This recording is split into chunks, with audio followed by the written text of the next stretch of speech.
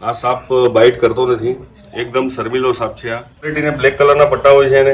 તો નમસ્કાર, આજે આપણે આવી ગયા ધર્માંચલ સોસાયટીમાં અને સાપ કુંડીમાં પડેલો છે અને સાપ છે કુકરી સ્નેક છે, જે બિન જે સ્નેક છે.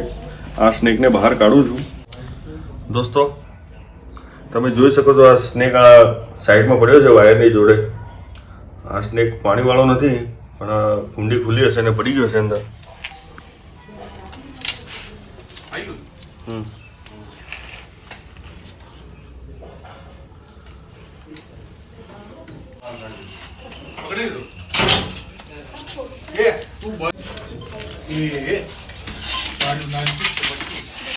દોસ્તો આ કુકરી સ્નેક છે, એની ઓળખ તમને આપું છું. આ સ્નેકને આપણે જોઈ શકો છો તમે, આ ચોકલેટી અને બ્લેક કલરના પટ્ટા છે એને, અને એનું મોઢું તમે દોસ્તો જોઈ શકો છો. એના મોઢા પર આ વી આકારનું નિશાન છે એનું. આ સાપ બાઇટ કરતો નથી, એકદમ શર્મીલો સાપ છે. આ કોઈ બી સાપ બાઇટ કરતા હોય તો સીધું આપણે સરકારીમાં જવાનું, કોઈ ઝાડફૂંક તંત્ર મંત્રમાં જવું નહીં.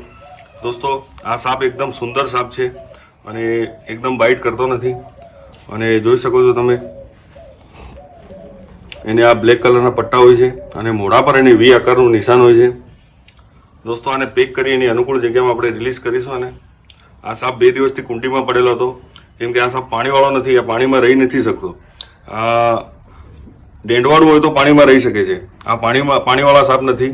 પણ આ સાપ બિનઝેરી છે, એ વધારે લાંબો હોતો નથી, આટલી હાઈટ એની હોય છે, વધારે મોટો હોતો નથી આ કુકરી સ્નેક.